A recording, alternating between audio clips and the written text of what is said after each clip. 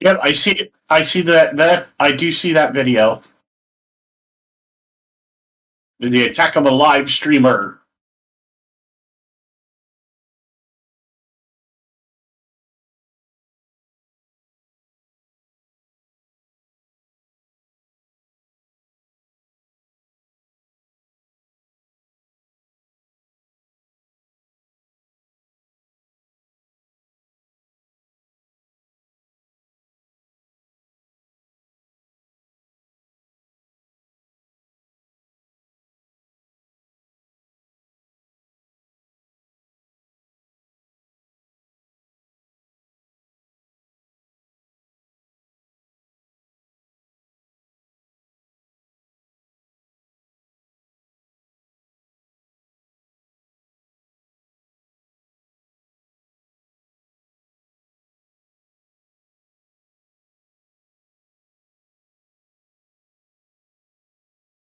Woohoo!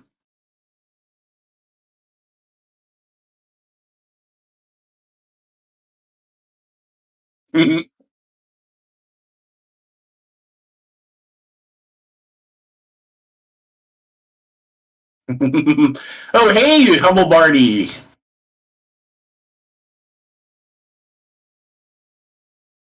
Hey, so what we should do is I want to also put in link to my new YouTube channel so that way people can start following me over there.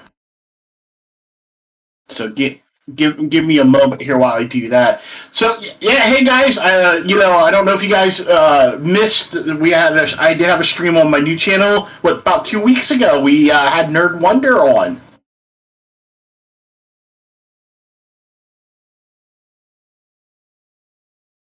Alrighty, YouTube. Got your coffee? you needs the coffee. So yeah, I got my to my channel. That way I can rebuild people back up here. Yeah, so this is that channel. Even though I did it as my normal stream, this is oh god, my webcam looks like crap. That is really bad. Yeah, that's true. So anyhow, first thing we gotta do is we got mail call. Mail call. All right. So the first thing I am going to show is I love this. So this is done by Dan Mendoza and also Josh Baylock. So this is over here on this side. This is Zombie Tramp. On this side is versus Sparks. So they actually did they flip flop. So this is Josh Baylock's art, and this is Dan Mendoza's art. He did Josh's project, and then Josh did Dan's project, which I really love. So yeah, I got the poster, which was really cool, and also got the issue 58. If you guys have never read Zombie Tramp, I like it. It's very weird. It's very different, serious. So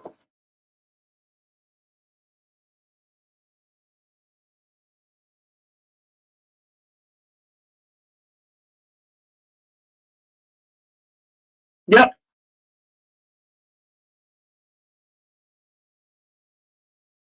yep, and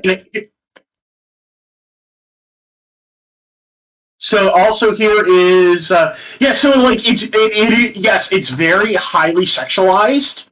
But it's not like there's very well, the later issues did have some nudity and stuff like that. The earlier issues tried to refrain from that.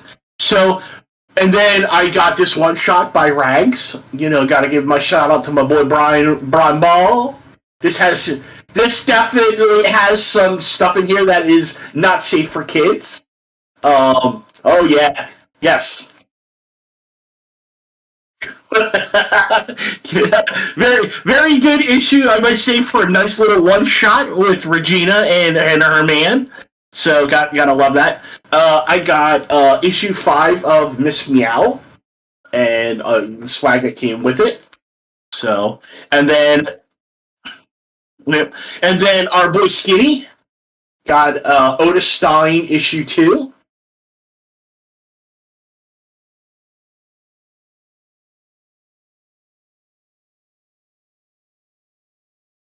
Yep. Yeah.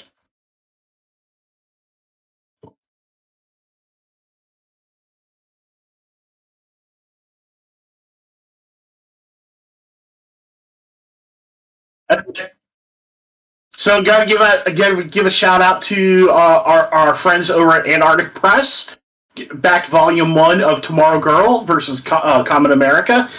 Should be getting Tomorrow Girl volume 1 in I do believe I got the hardback. I can't remember if I got the hardback or the softback. That should be coming in soon. And then, of course, we have volume 7 Common America. You know, yeah, a little shorter book this time around. But that's okay. Yeah, yeah, I think. Yeah, so like, yeah, and last but not least, I want to give out a shout out to Oakworks Comics, Felipe Calavario from a friend of mine from Italy.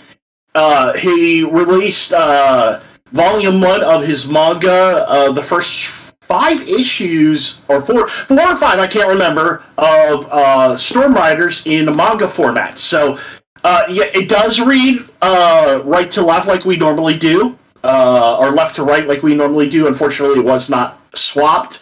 Uh, what's that? Can you work on? Okay. I really wish it would. I really wish he would have leaned into it and did it that way. But hey, I'm not going to knock it. So this is some mail call. Really great artwork inside here. I'm going to be doing some reviews on my channel. If you guys follow my link, it's in the description. I am going to be redoing some renewed uh, things like I'm going to be doing a review of Storm Riders, Rags. I'm going to be reviewing the first eight issues. I'm waiting on issue 9. But I also then have some other comics I'm going to be doing some reviews on and stuff like that. So yeah, but good stuff. Good set of comics. Before I move here, so I'm glad a lot of this stuff came in. So that way, less to worry about. I did kind of back off on a lot of indie comics for now, just because of being a little tight on money and moving and stuff like that, and working on getting other stuff done. I do need to order the for our campaign. I do need to order the metal prints, so I do need to pay for that and get that over to Eric and get him the names, so that way he can start on fulfillment and stuff like that. So that's partly why I haven't been able to update the campaign, is just in limbo right now because of doing that stuff. But yeah. So other than that, that's why I wanted to stream, so do a mail call, and look forward to the reviews coming soon. I am going to start really hopefully kicking up some reviews in the channel a little bit more now that I'm not on the Sporkman stuff anymore. I'm going to work on getting that other stuff done. Going to work on getting some Honey Select. Plus, I got lettering on Purity's comic that I'm going to be doing, that I'm going to be working on, so I may be doing some streams there and everything. So, yeah.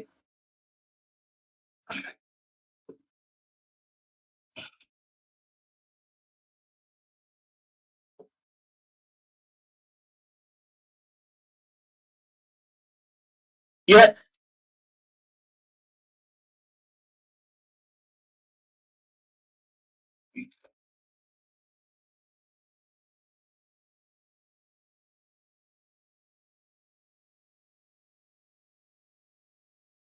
Yeah, well, and that's the thing is, like, I really do need to sit down. I do have I do have my own superhero book, of course. With I'm going to turn off the camera here so that way we can save some bandwidth. I do have my own superhero comic. I am working on Volt Chaos and the Myth Gods. Bob, if you want to put us both on the screen now, that way.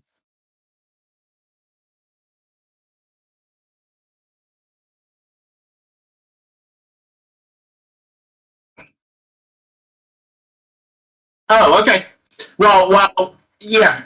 So what we're also going to be doing tonight? So yeah, my goal is I do also have Celerity that I do have about 50% of that written. I have about 75% of Volt Chaos and the Myth Gods first issue written. Dead Moon Detectives, I have about 25% of that written. There are Yep. Yeah, Bob gave me some ideas and stuff like that. What we're gonna do. But I am thinking about possibly Dead Moon Detectives. I also have been thinking about maybe turning that into a game. Like a visual novel. You know, instead of doing it as a comic, but doing it as a visual novel and stuff like that, where maybe like maybe I gotta look to see what I could do right now. I gotta just get stuff done with Spearhead and Sporkman. That way I can push that stuff off to the side and then get that clear and kind of focus on my own thing and stuff like that. But yeah, so other than that, like part of the reason why we wanted to stream tonight was I really wanted to. Bob and I, we're big fans of the Steam Deck, and with all these handheld PC handhelds coming out and stuff like that, we really wanted to talk about like where does handheld PC gaming sit right now? What is hold on, let me finish real quick, and then I'll let you interject. Where does it sit? Where is it going? Is it viable for the average consumer? If you're not a hardcore gamer, let's say you're someone casual, or you want something to be able to quick, easy on the go and stuff like that, or if you're sitting in your bed, you're like, hey man, I'd like to play this particular game. Is it worth it? So, yeah. So, Bob, go ahead with what you were going to say.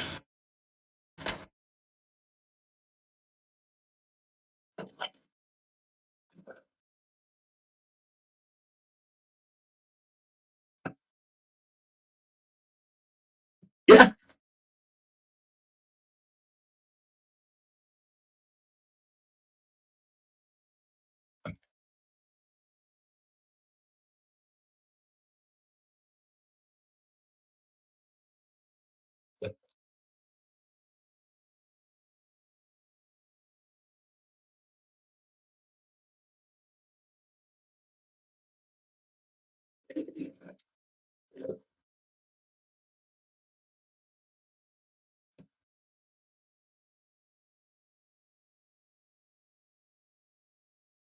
Yeah. So, okay, so let's talk about the elephant in the room, the ROG Ally, because that's like the hottest one right now. We still have like the Ein. Are you? People aren't hearing you, Marty. Marty saying that people aren't hearing you.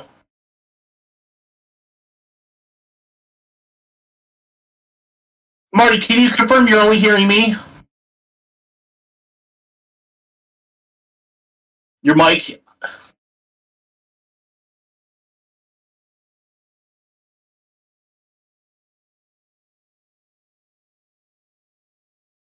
Audio device. Oh, right. Now let's see. Am I heard now out there in the aether? It probably am because it's showing up on OBS, so I feel kind of dumb. Yeah, Dan and Marty both said so. Yeah. So like, Let me repeat what I was saying real quick. So basically, what I said was I made the point that you had the success of the Steam Deck and the Switch got the major companies paying attention. Sony's trying to revive their PSP. You have Microsoft, like I was saying, looking at the ROG Ally, and basically they're using that as a backdoor to test the market on Microsoft's own actual handheld console, because I think the next Xbox is going to be handheld as well. Sorry, and it's all because of the fact that it's becoming incredibly cheaper to produce these handheld gaming PCs compared to when they first were mentioned. Like, we were first hearing about them, 7-8 years ago? Yeah, so when you look at, like, so for instance, like, so Valve, it has kind of come out that Valve isn't losing actually as much money as we thought they were losing on, like, this, like, on the entry-level Steam Deck, they are losing a lot more versus the high end, the one at $649. They're not losing a lot. They're not losing as much money. But they found that most people are going in at the the one for $649. The high end at $512. So. And I think now, do I think, so here's something I want to preface this. So do I think that the ROG is a device worth looking at? Yes, if you do not have a Steam Deck. Here's me. I would highly recommend, there are 3 channels I really recommend people to follow if you're interested in PC and handheld gaming. Because this is a new market. This is not a market that's not going to go away at all. Like we said, we got we got now Sony looking into it. We know probably the next Switch 2 is probably going to be a handheld PC done by VIDGYA. We got Xbox toying in with its stuff. The problem is Xbox right now is in a really shaky spot because they really don't have any games. So they're hurting. So Xbox has all the games. The problem is...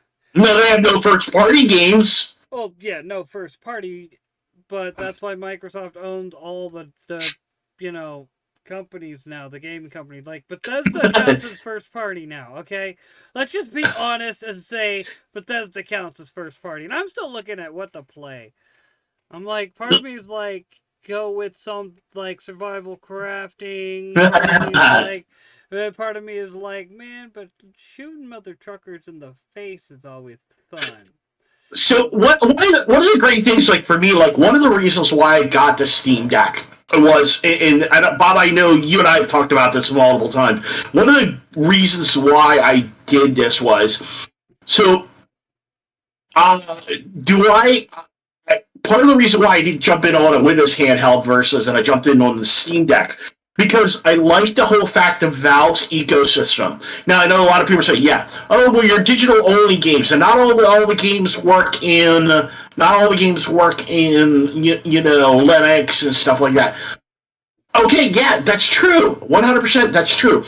But for what I play, almost all my games play on the Steam Deck. Very little, like some of my older PC games may not. Oh, okay, and my games like GOG and Epic Game Store and stuff like that. Oh, okay, yeah. So, but they do have Lutris, which I played around with it, didn't really particularly care for it. But majority of the stuff that I do is retro gaming, and that's where the Steam Deck excels versus the ROG, the Iron Loki, Iron's not even out yet with the Loki, but the IO, AKO Zoe, trust me, guys. But yeah, so like I think, in my opinion, this is why I went with the Steam Deck. I have this device that can pretty much, for most part, play almost all the games that I need, including from the 64-bit era all the way up to PS3. Now there are a few PS3 games that I can't play, like God of War, Uncharted. You have slow down the frame rate for Prince of Persia is okay, but honestly, that's okay. I have them on my regular PS3, so if I want to go play them, I can play them on my PS3. Yeah. You know, and then there's the flip side of the coin, which is me. I got my Steam Deck because it was the first affordable handheld gaming PC, and I was like, if we want to get these big companies to actually push to make these things affordable, we have to show that the first chance that we get to get an affordable one, we jump at. That'll show the big companies that, you know what, if they invest the money and make these things to where they're within a decent price range, your average normie is going to be like, yeah, I want it. Point in case, that's why the Vita failed. Because you had the average people. Now, it wasn't one of the only reasons why the Vita failed, but there were multiple reasons. But a big reason why it did fail was people did not want to carry around the Vita. Although the PSP did gangbusters and it sold like crazy, the Vita, part of the problem was the Vita got itself into what the wonders of Sony, and I really, really, really hope they don't do this again with their new one that's coming out. Because it needs to be able to play. Here's the thing: it needs to be able to play games in 720p. It needs to be able to remote play your PS5 games and stuff like that. Even if you're not on your Wi-Fi, it needs to be able to play its own style games, or even the PS5 catalog downscaled to 720. Like the PSP and like a lot of it, let's be honest, there was also there was a lot of the opposite side pads, like using those as well really threw a lot of people off because they were like, I don't know if I can do this. The touchpad, but the touch, but you know what though? That's before we got the actual pads like we have on the back with the Steam Deck. Those could be mapped differently. No, and you're not wrong. But the point I'm making is there was a lot going into it that right there was kind of the point. Is it really was something that probably, let's be honest, put your average person off because of the fact that, alright, one of the best jokes I heard about the Steam Deck, right, was I saw some people talking about it and they were like, there's going to be some people who've never even cracked open the inside of a computer, cracking open a Steam Deck trying to work on it. And it's like, yep, and it's gonna be fun to watch because, let's be honest, people who've never cracked open a computer. Alright, you and I, alright, we've cracked open our computers. That's that I built my own, alright? When it comes to that, we know what we're doing and we can do the, if you will, actual maintenance on it. There we go. Now I finally got it set back up. Booyah! I've been trying to get say a game going, and every game I tried did not want to work with OBS. So I was like, go with the old classic. That's a great game anyway. Oh yeah. Saints Row 3 was great. I mean, Get Out of Hell wasn't as fun. But I did definitely love Saints Row, the third. So the thing is, you look at the other issue, I think that Nintendo did right, which also segues to what Steam is doing right, what ROG is doing right, which Ein is doing right, and stuff like that. First off, it's the use of SD cards.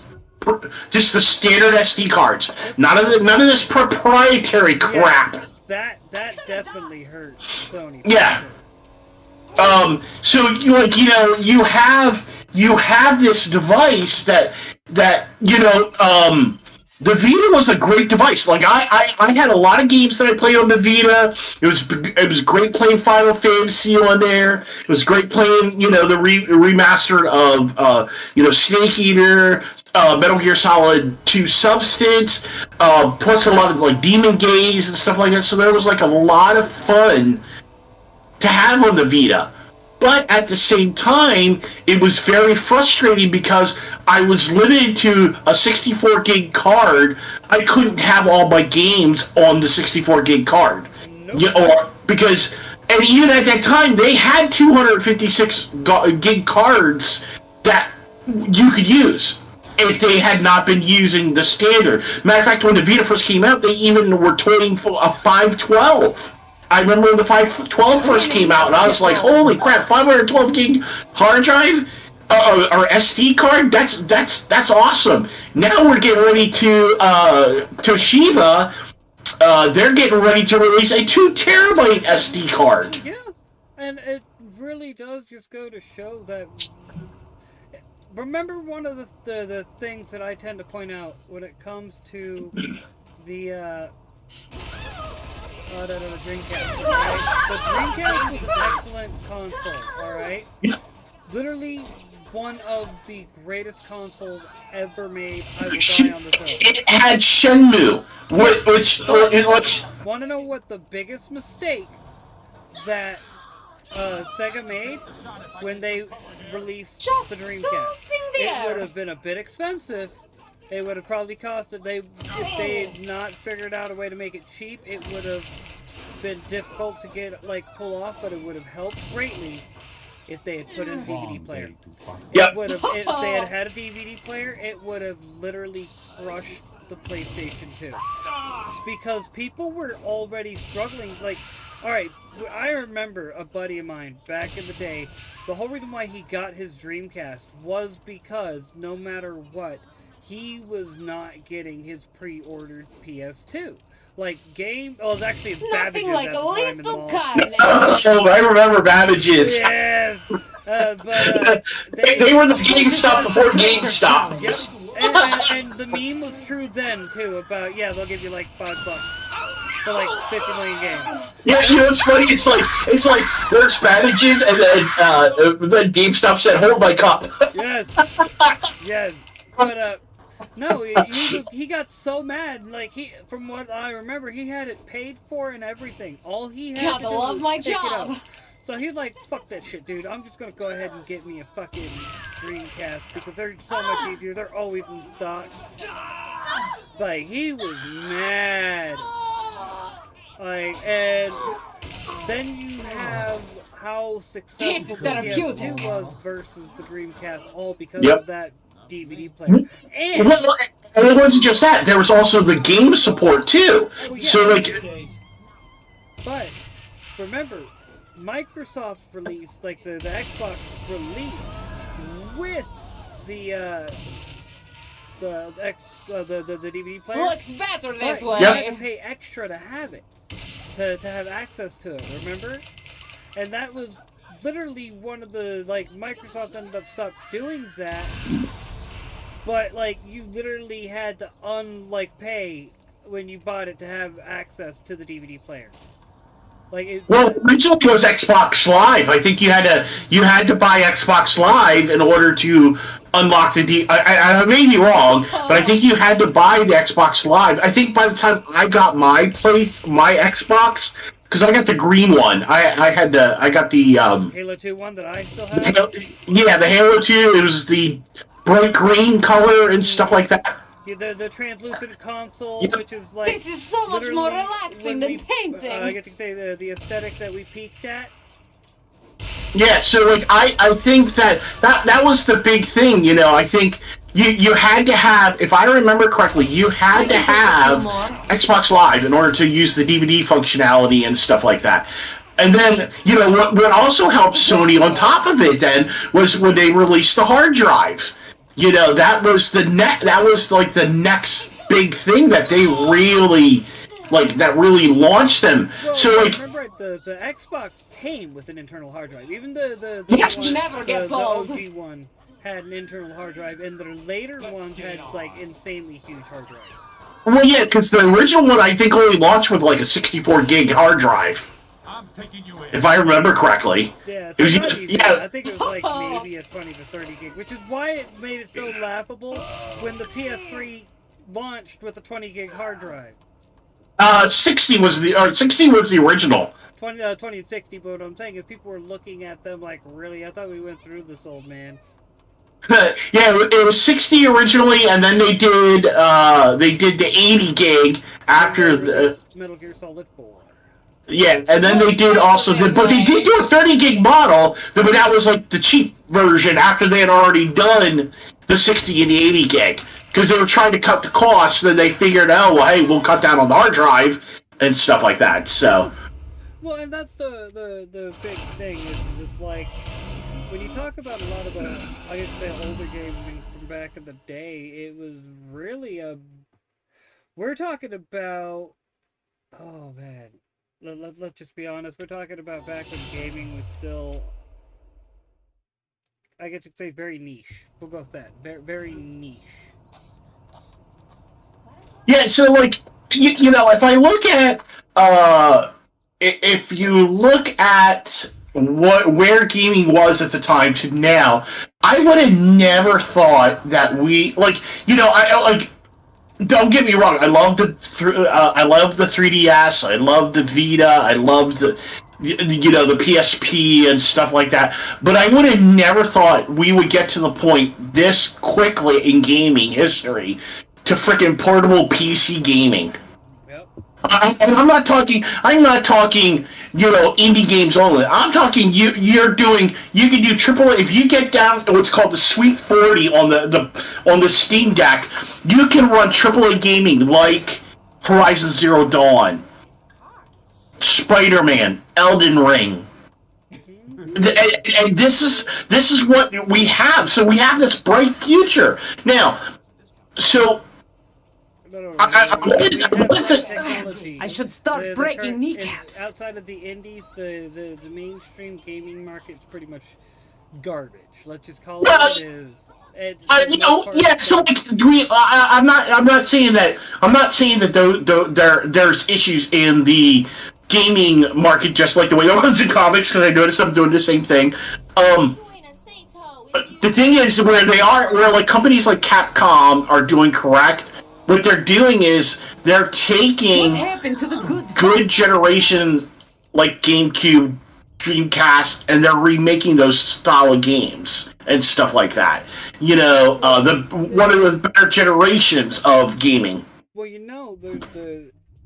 they're starting to drop a lot of the, if you will, woke, I guess you could say, ideology in these various games, because they're finally starting to realize Heavy don't have money and aren't buying their content. It's like, gee, who could have thought of that? Everyone. Well, and that's the whole thing. Is like I think there's room for activists. Don't get me wrong. The problem is when you cater your entire market to activists, you're gonna tank your market. You're gonna tank your like, give me an example. Okay. Nobody I know drinks Miller Lite. Nobody I know drinks Bud Light.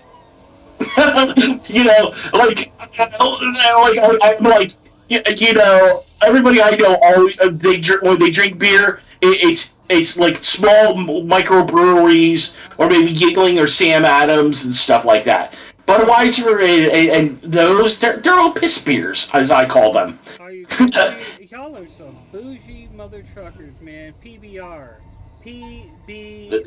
Pabst Blue Ribbon. Pabst Blue Ribbon. Oh my gosh. Hair on your chest, man. Come on. No, man. I can't do Pabst Blue Ribbon. No. See, you would not do well with me and my friends. I'm gonna restart this. We hang out, like, all right. So the bar we go to here in town is the Railhead, the metal bar, and like that's what we always get. PBR, man. Well, in this area, dude, you haven't, dude. I'm telling you, I'll give you a Yingling lager, man.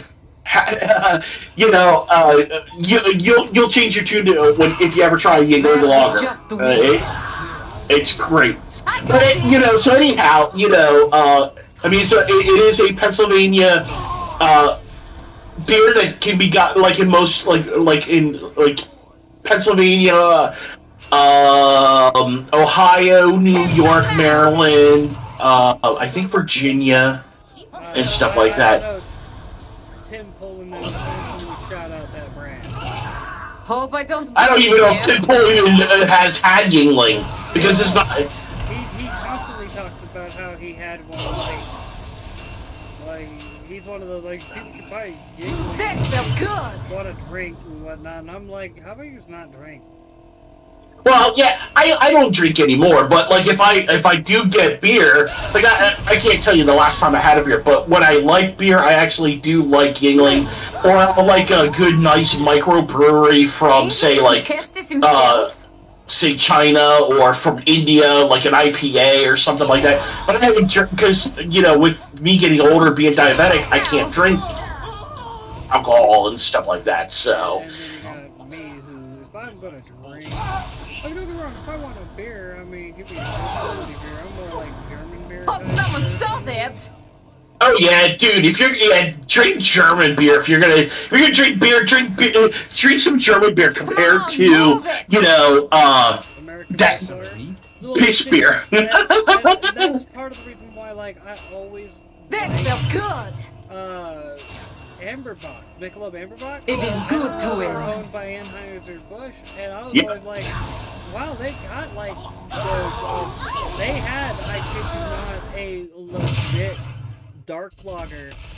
Like Amberbach, Lager, Honey Lager were all legit lagers back in the day that tasted like, oh, I did not mean to do that, but that tasted like a proper frickin' beer. Like, yeah, I've only ever had German beer once, and that was from my uncle. He was able to get it. But anyhow, so let's get back on to so where we're at right now. So one of the things that I'd really like people to pay attention to, why I would recommend the Steam Deck over, say, the ROG Ally or Ein Loki or something like that. The problem is with these companies, and Asus right now, I don't know how many people are aware of, they're in a lot of legal trouble because they actually released a BIOS update that broke people's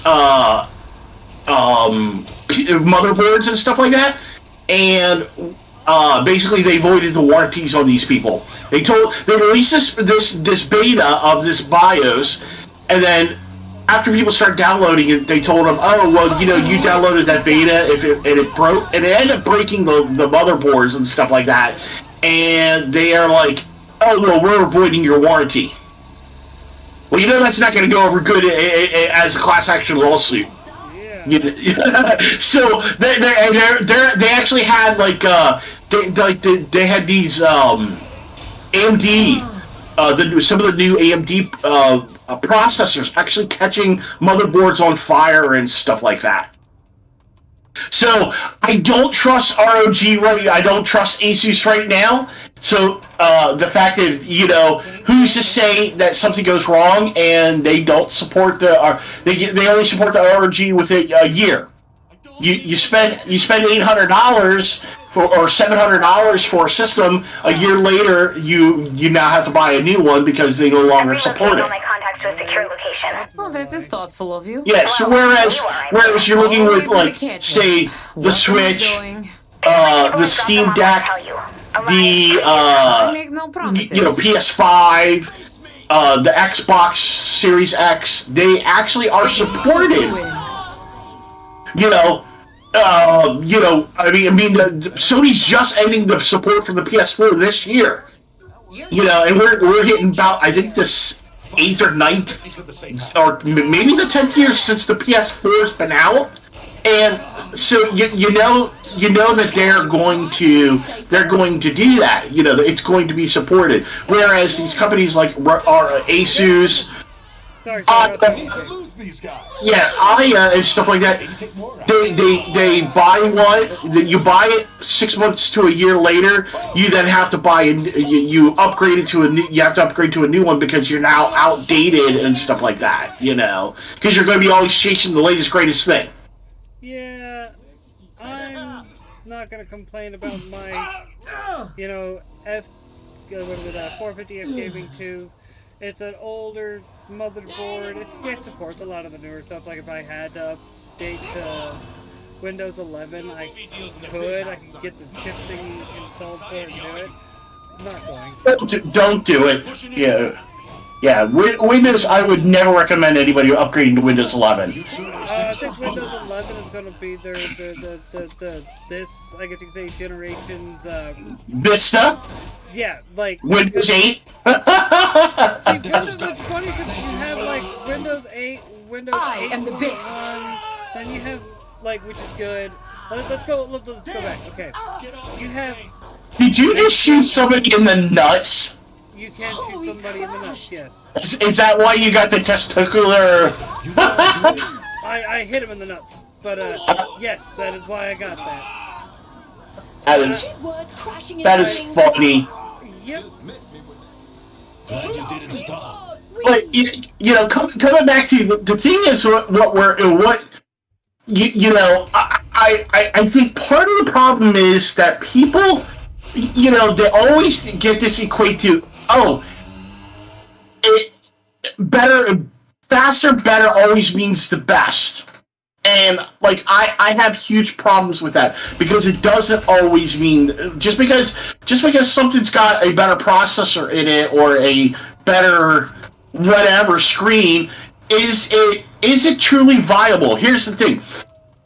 The reason why you don't want anything above really 800p on a gaming handheld or when you're carrying it, it's because you're going to have issues with battery life.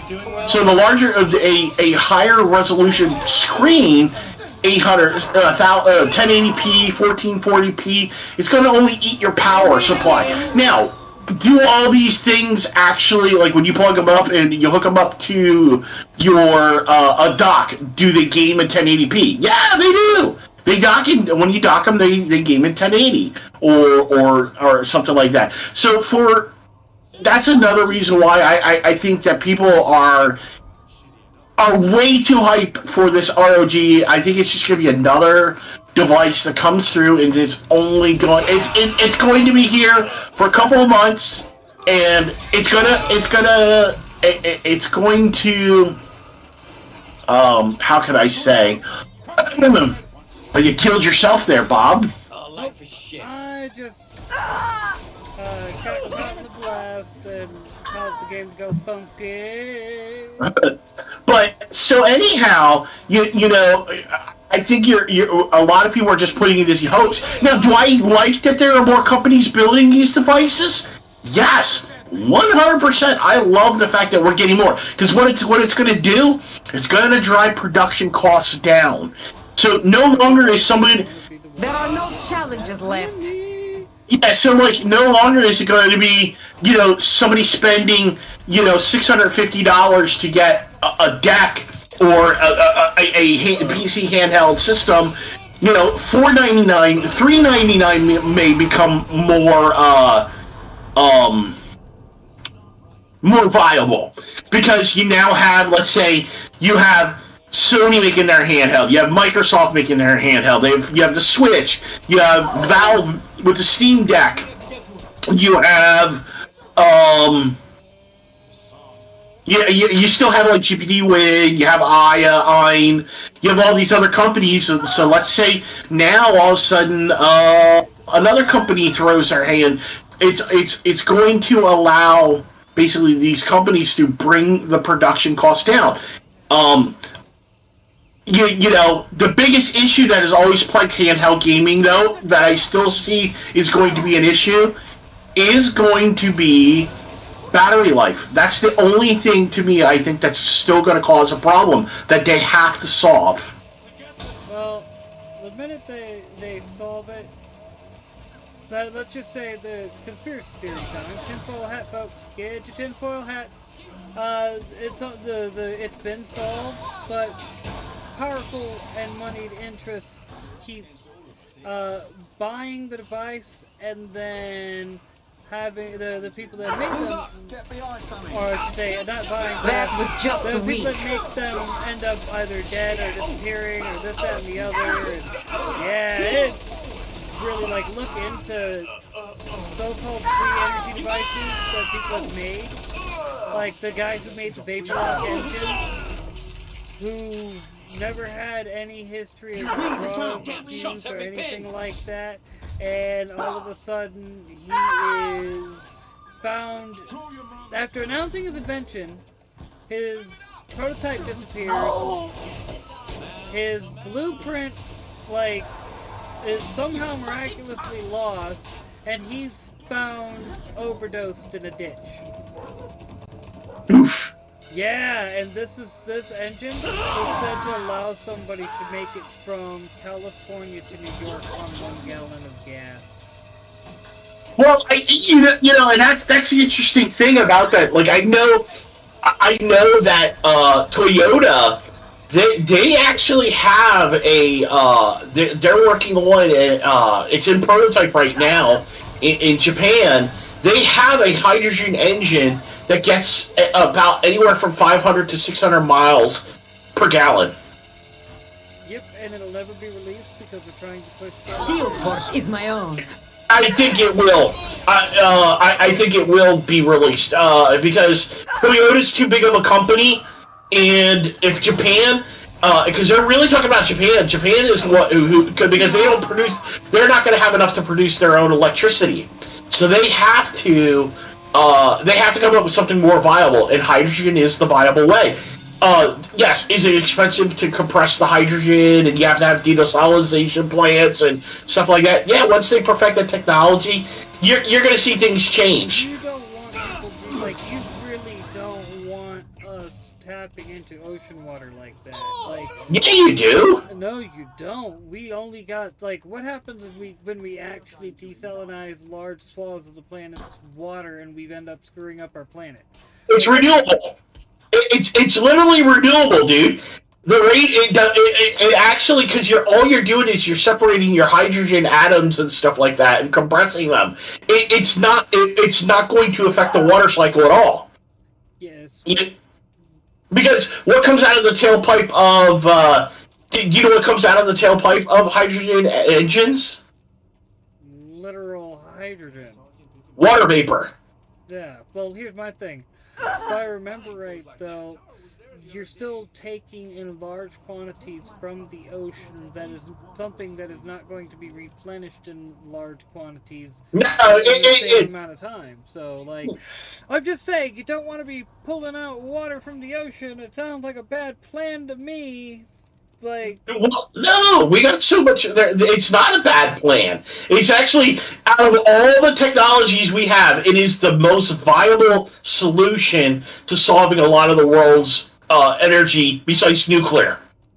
no, I'm all for nuclear. Yeah, so am I. Let's start. I think if we alternated, see, like, I think electric cars can be viable. Not everybody is not going to be able to drive an electric car. The problem is, you got people like you, me, and I'm sure Dan and Marty and stuff like that. We don't live in areas in the city and stuff like that. I drive into the city. You know, it's about a 10-mile drive for me into the city. Yep. And if you know anything about Pennsylvania, we have a lot of farmland. Well, Just like Oklahoma. Well, exactly what I was about to say. It's like, come on, man. We got a lot of the same here, but that's also the point I'm making is you know, when you start talking about decolonization, things like that, you know, where we are talking about things that are mainly going to be done in large well, it's not desalinization. That's the only thing. But if you have a company out, is like if you have places in, say, like Oklahoma and stuff like that, they're going to use just regular. They're just going to use regular water. that would be what it does is they would be pressurizing and creating it there, and then what they would be doing is they would of course be shipping it wherever they could and stuff like that. You have an easy. I've been doing a lot of studying on hydrogen power, and trust me, it is more viable than electric at any point. Now, is it more viable than oil? No. I mean, oil still replenishes itself better, and it is more fuel efficient than, an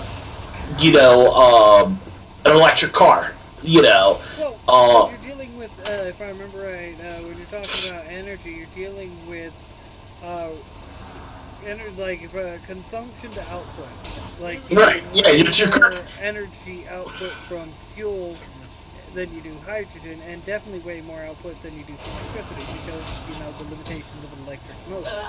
Right, and the thing, whereas with hydrogen, I mean, you want it a lot. Partly why it's so expensive, and why you don't have the energy efficiency return, is because the technology just isn't there yet.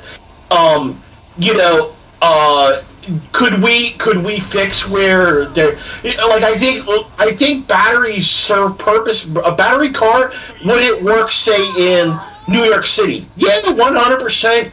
The car should be. Okay. I gotta ask real quick. Like,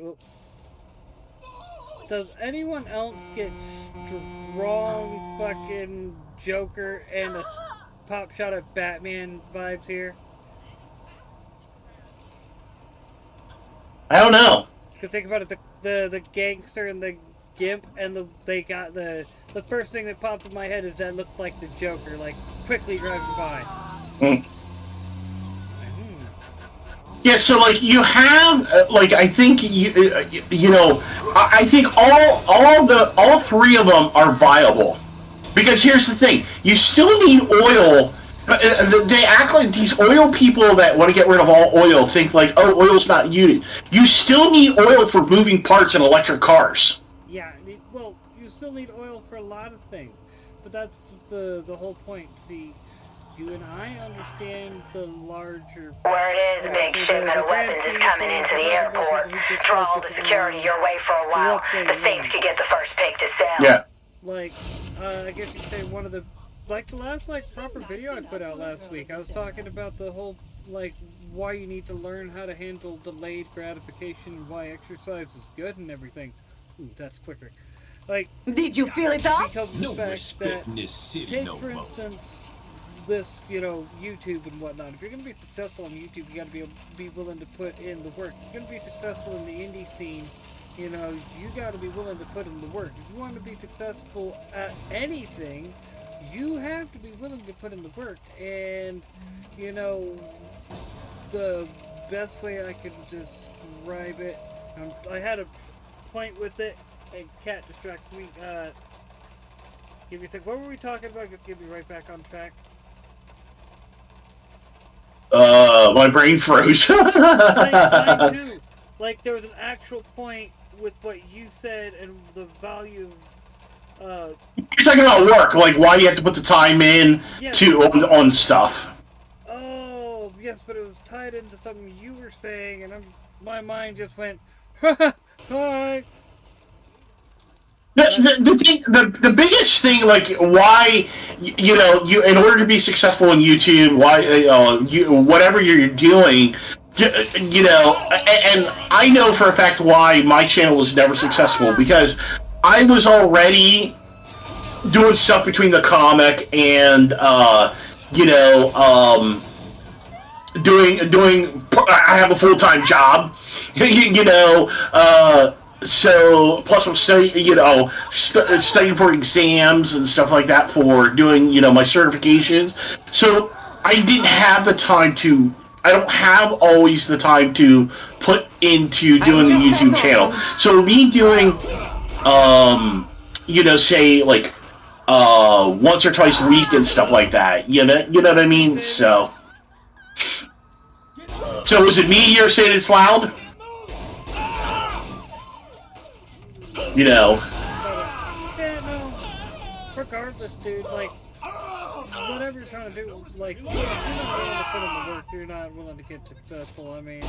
Yeah, no, I agree completely. That's the thing, you know, it is a point case, is you're gonna have to...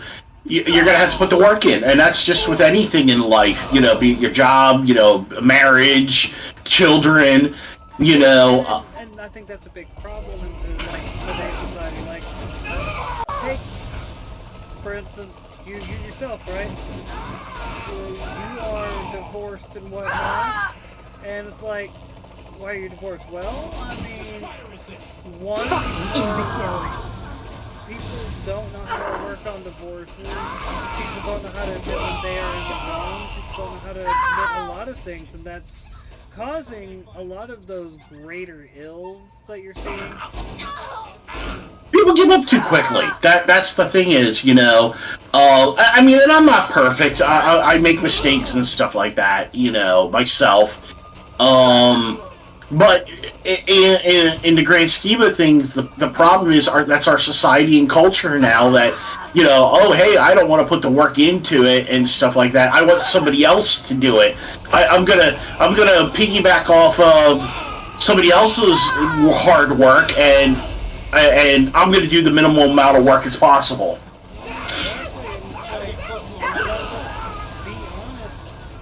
When you're dealing with just anything, like especially in the I guess say modern society where it's become cool to do the most expedient thing and not cool to do the proper thing. I'm just that awesome. Oh, you figured out a life hack on how to get 50 million followers on this new, you know, social media app? Tell me how to do it so I can get 50 million followers without having to actually have a personality, you know, an opinion. It's like part of the reason why I'm just a troll on fucking one of my videos now, because it's like, I realize something. One, why am I trying to do what people like Pimple, Six X, and Hammer do better, alright? They say a lot of the same things when they say it better, so why am I trying to be them? Whereas me, I'm a proud soul. I got jokes for days that are generally not very nice, but let's be honest, I'm not trying to make you laugh, I'm trying to make me laugh. If you happen to laugh with me, that just works out for me. Do you have the invincible mod on? Bob. No, I just left out. I just lucked out. I'm just trying to get enough life in me. Fucking imbecile. Like, oh. Yeah, because I'm like, dude, a couple of those things, like, you should have died. But if I ever do get too low and I can't get out, I can just get a little life that way. Because, you know, I have all the DLCs, because I got the Game of the Year edition. Oh, okay. Alright. Yeah, so, like, you know, that's the thing is, you know, really, you know, we're just living in this time where, you know, people... I am going to so jack out if I'm still there by the time it's done. What? The mini truck there? The meter maid car, yeah! That's you, Yeah. Listen So... here, douchebag, where did that come from? Douchebag! Listen here, son. So... I'm about to use this here pistol to probe all up in your backside, and yeah, we're gonna find out if you got some sort of clot in your anus. Did you need to say anus? Yep. Oh, did I sell it? Did I sell it? Did I sell it? Did I stutter? Too bad for them. What do you mean? I think I should. Alright, and it's done, and meter maid cart is mine. Send invoice. Like, just to make sure the radio's off. I shouldn't have any music playing because, you know, streaming this game so much. But Be safe. Hey, douche canoe! No, I should have been paying Douche canoe. Did you make... So did you beat all the waves? Yeah. Oh, yeah. That was not any worry. I was going to beat the wave. I was playing Saints Row on my PS4, and I had it for the PS4, and I almost beat the game, and then the game locked up on me, and I went back to do the level, and every time I would go into the level, it would just crash automatically. So I was like, no. PS3? Yeah, on 3, yeah. Want to know how I know? There's a lot of games that the PlayStation 3 just could not. This was on my PS4. I was playing it on my PS4. Whoa! Yeah, that was enjoyable. Confidence either, because the PlayStation, like, they did nothing to fix a lot of the problems. Oh yeah. Well, I think that comes down to the company and stuff like that, so. Oh, Sony being hogwash and have been. So, yeah, so anyhow, so kind of getting back to the whole thing with, yeah, why not?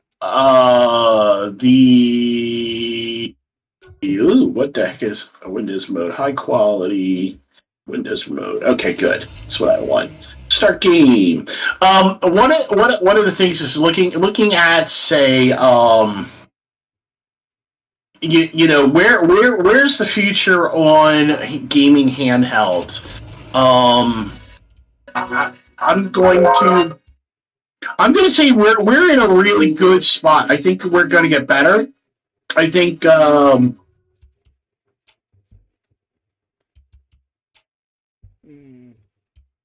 we're going to see more and more companies come out with their things, with gaming systems and stuff like that.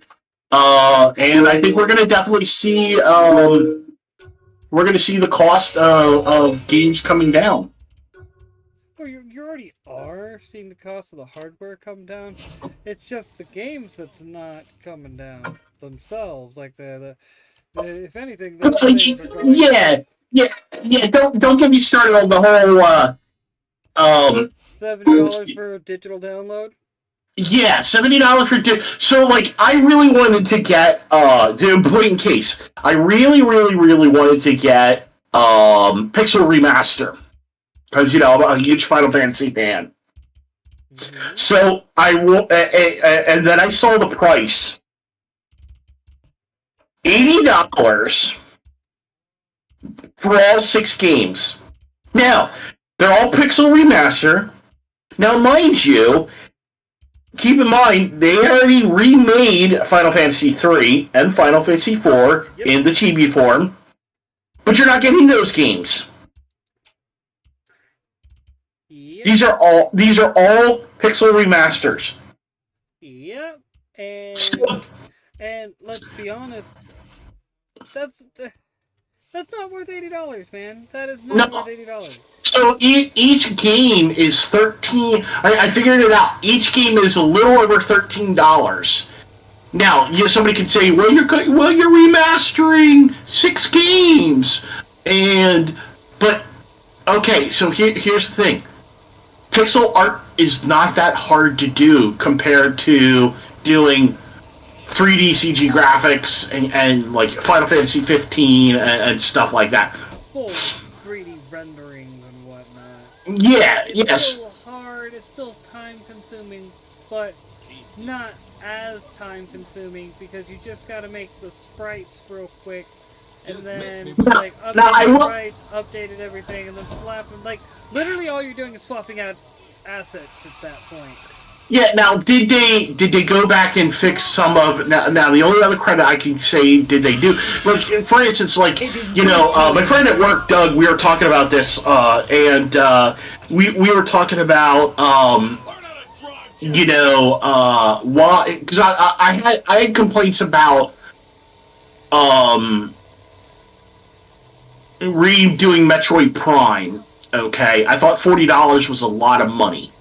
Now, he did tell me what they did with the remaster of Metroid Prime, and I'm like, okay, I can kind of see that. They rebuilt the game from the bottom up with modern controls and schemes. They also allow you also to play the original control scheme. You have all new HD graphics. You have so they, even though the game looks the same, they didn't just do the graphics. They did the controls. They redid everything like that. We look at Resident Evil 4 remastered, Resident Evil 3 remastered, Resident Evil. So like they're full, like they are actually different games. So I can justify those because they are different games. Unlike the Pixel remasters, I'm like, they really didn't change anything of the story or anything like that. They just swapped the sprites out and all that other stuff. So I have a hard time. Now, Etrigan Odyssey is kind of doing the same thing. It's releasing $69.99, and then you got to spend $20 on the HD pack. Sounds about right, actually. So why?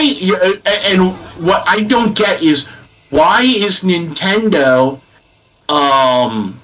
doing this? You're asking why Nintendo is being Nintendo? Am I having a heart attack? No, not having a heart attack. Did something hit my leg? Just chilling as I wrecked because I was reading chat. That's what I do. Yeah, and I think I even have my issues with the PS5 games coming out being $70. They can't justify to me that Forspoken or Final Fantasy 16 cost this. They could justify the cost. Games that are not even complete. Yeah. My point in case, like, I was watching some people play Jedi Survivor, and they were talking about how horribly optimized these games are, and I'm like, how can this? To me, that does not justify $80 or $70 or whatever for a game.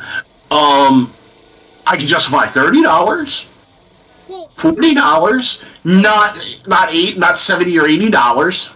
Well, and really, what you're talking about is one of the biggest problems. This should be the last of the inventory. The Morning Star will see Saint stuff everywhere they look. ABC time, baby. Hey, be careful with the corners of the action figures. What? The corners. You bend that shit, the value goes down. Who cares about the corners? It's the rules, man. Don't need to make sense. Where you gotta pay like so much. How about you drive normally? Basically, battle pass. Mm-hmm. And I'm like, really, like, any game that has battle pass, gamers should automatically boycott. Just out of principle. Like, just because we're not gonna sit there and be fleeced so you guys can get extra money from me every month for content that should already be in the game. That's why I stopped buying Destiny. Because I'm spending $100 for every new game level, and then the seasons on top of it. It's not worth it, dude. It's a literal waste of money. Instead of, doing what you need to do. You are quite the salesman. Think you could run a Planet Saints one day? I could get behind that. I wasn't serious, Pierce. Don't see why. You would enjoy running the store? I'm the voice of Planet Saints already. Why couldn't I be a fucking manager? What's another 150, 200 to $5,000 again, just in battle passes, season plans, extra bonuses, mod packs, skin DLCs, like everything that you don't need, and only about 5% of what you actually put money into the game produces something that is going to give you any new content that's actually playable content. I basically at this point I refuse to pay full price for a game anymore. Just like in your country. Even when I bought my Resident Evil 4, I bought it on sale because I luckily Fantastical was running. They were running a 45% sale off on it at the time that I bought it. So it took the 80. It was the digital deluxe edition for Steam, and it took it originally $89.99, took it down to $63. You're enjoying yourself, you take it. Come on, you may be good at it. Perhaps. But what I enjoy is that's also giving. But that's also going to give me that's giving me the DLC stuff. I mean, I do think that's a lot, but it's only $3 more than what a normal game costs at $59.99. You know what I mean? But here's the thing. You still also, what was the key phrase in that whole spiel? Digital deluxe version. Why are you paying $60 for a digital game? There is no physical property. It is all zeros and ones on an account. Right, it is straight profit for them. You know what I mean? Yeah. You know.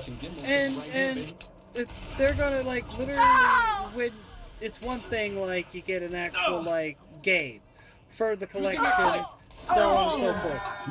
Bet, alright, I'm willing to pay some money for that, especially the collector's edition, you know what I mean? Saints Row the Third, for instance. Oh, we got a Neo Star in chat. What's up, bro? But you know, I think the Morningstar are aware that we're moving in now. All the bodies we drop? Damn right they are. Let's drive the point home. One more? You're the boss. That is so worth it. But if you're just doing a digital version only, someone's buying just a digital version with all the extras, why are you that is maybe $30. I would be fine with $30. Right, but I mean that's the thing is, but the funny thing is they find that most. Do you know they actually make more money when the games are on sale than they do selling it at full price? Take a few more. Because nobody's willing to buy them when they're full price anymore. Well, it's not just that. Well, the thing is, when they actually showed that when they buy them and sell them at $39.99, or let's say it's $29.99 or whatever, what ends up happening is they end up selling more. So let's say they have 10 people buy it at the $79.99 or whatever the cost is or whatever. You know what I mean? I'm telling you. Well, when they sell it on sale. They actually they'll sell maybe 300. You know what I mean? So so they sell it at a cheaper cost. They actually will sell more at that. Oh, yeah, you know. No doubt. But like I said, it's still a big fucking. It's a scam. Yeah. I mean, do I think modern games should be no more than $50 in my opinion? That's with DLC and everything. I just that's just me. I think, and digital, if it's digital format, it should be no more than $39.99, $40. But the thing is all right. I remember years ago. But Bob, okay, so hold on. You're gonna argue the cost. Why do you think that comic creators sell digital editions at the cost they do? I think, me personally, all digital editions should only be. That is so hilarious. So I got to plug in my headset. You see that just ran over a whole bunch of people. But no, my whole thing is I think digital editions all right, I've heard some good things about cement shoes. For instance, the graphic novel of Spork Man Goes to Japan, where it's all three combined into one. You charging $5 for that is understandable. Okay. But we don't charge. We actually charge more than that. Yeah, I fuck shit up. Why? I understand charging more for physical, but for digital, it's. You almost made my wife and kids red. It's zeros and ones, and I just can't, in good faith, justify buying a digital comic book for more than a couple dollars. Like, just it's page. What you're not looking at is you're not looking at page count to cost ratio. well, no. Okay. I'm looking at. So So it cost us 25. Let's say it cost us to do the. I'm going to use what we did with our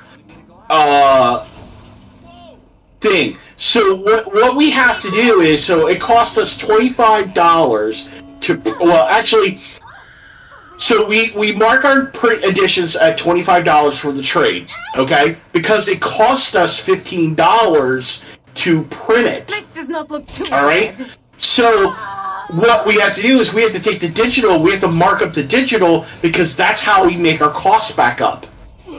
We would make almost no money on the print versions if we did not have the digital editions, because that's where we make the money on.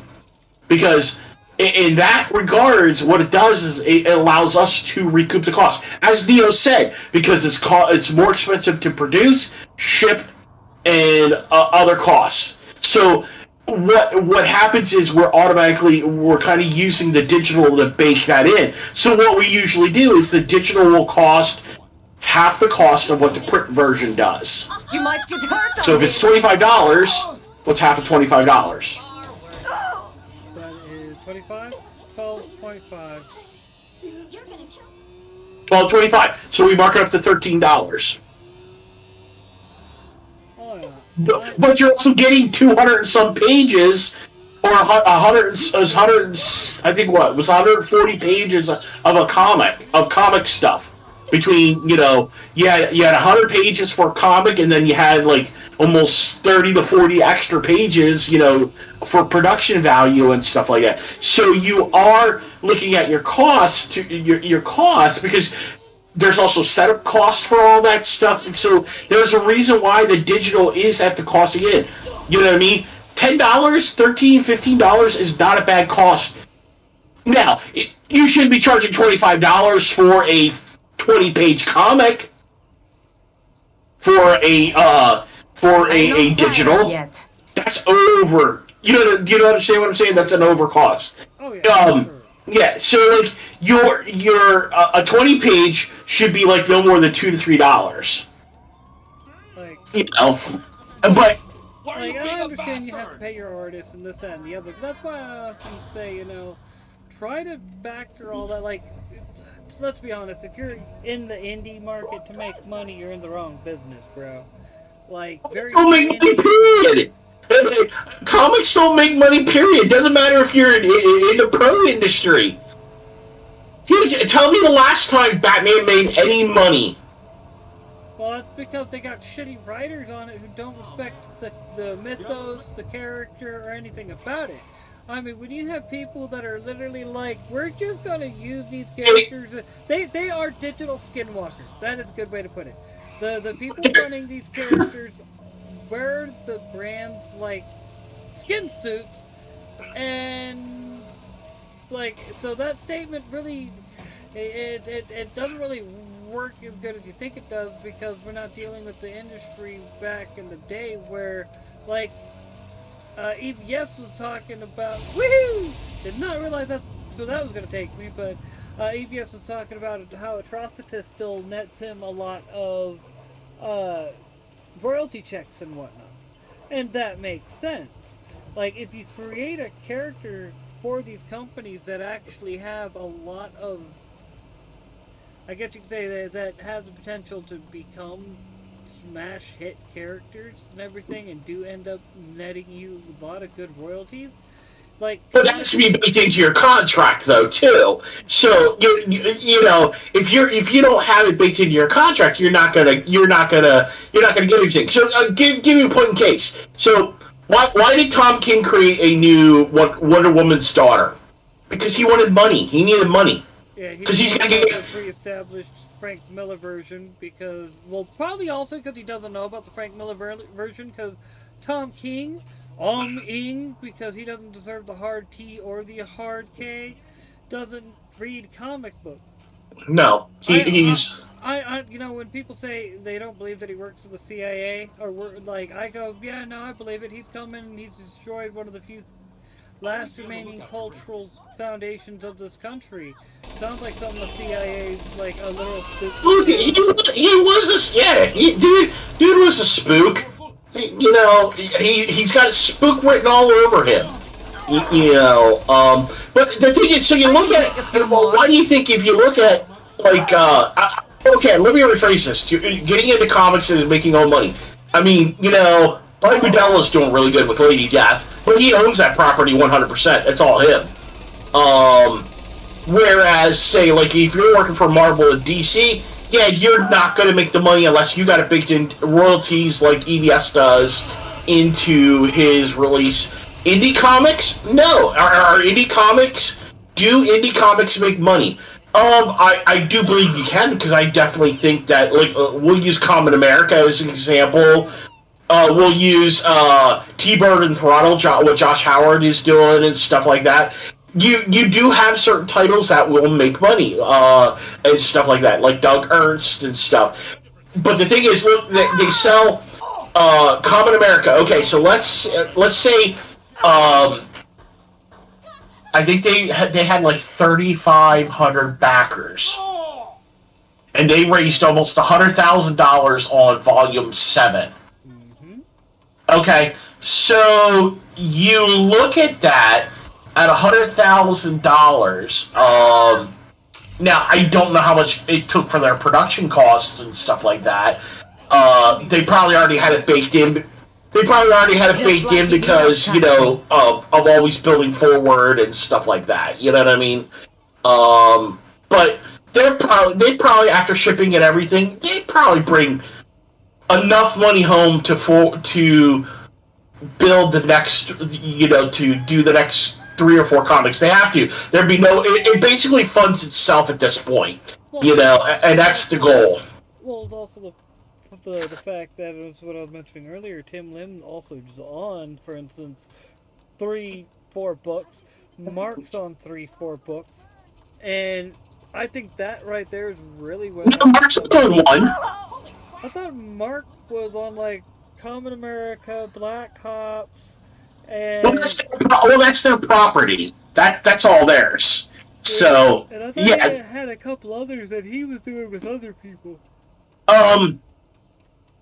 No, I don't believe so. But I think he only has the stuff that he does with Tim Lim. Now, Tim does do well. They also work with Doug Ernst on Soul Fighter. So you have these when you as a creator, you look at these things that you have out there. You know. Building yourself an IP and stuff like that, you know. You look at say Brian, and I just come back to him and I were talking a few weeks ago. I think he's one of the most underrated creators in indie comics. Well, Saints rule. Market himself and his product. He doesn't go, oh, I'm going to just like, okay. He's not like me on Twitter that, you know, I have a bad habit of being overly political and this, that, and the other, but that's also a big chunk of who I am as a person. He's a shitposter, though. Exactly. He's a shitposter. You never see him post politics, but you see him post jokes for days. Oh, come on. Your Hawk Fist didn't take that out. Uh-oh. It got away, but no. The point I'm making is you know, he dips his toes enough into the culture wars to I got an inside tip if you want to take out some luchadores. They spar down at the campsite about this time. at the various factions within it, but does so in a way that doesn't put himself in it. Fucking steal it? Yeah. Yeah, I think one of my other issues that I know that I have that these people, so many of these people don't realize. Brian built a lot of. I look at Brian, Doug Ernst, Tim Lim. I can't say really EVS or. I slaughter all challengers. Right, he already had his thing. you know, I'm talking about like you know, a lot of what like the people like CG and all that, they just follow those people's templates. You know, they just piggybacked off the pros. You know, and stuff like that. Whereas you look at say John Delarose. You know, he built himself. You know what I mean? You look at I would say Clint Helsinki, who does Downcast and stuff like that.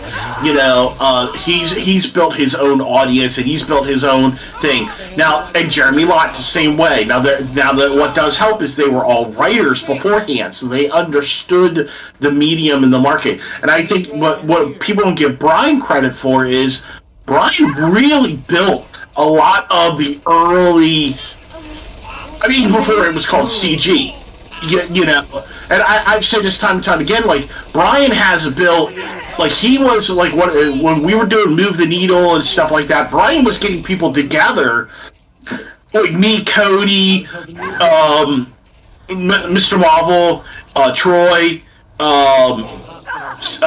Nerd Wonder, Jimmy, and some of the other people, you know, and before we found out what was going on with Jimmy, but we were doing all this stuff before even CG really even got started, you know, and so I feel like he does not get the credit it is deserved. You know, it might sound like I'm hobnobbing him, but I got mad respect for Brian.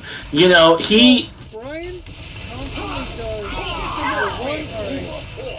Let's put it to you like this: the man delivers a comic like when he says he's going to. Winning never gets old. The when I say the culture war that he avoids, I'm talking like he avoids weighing into like the politics. But he uses just enough of the culture war to get himself, I guess you could say,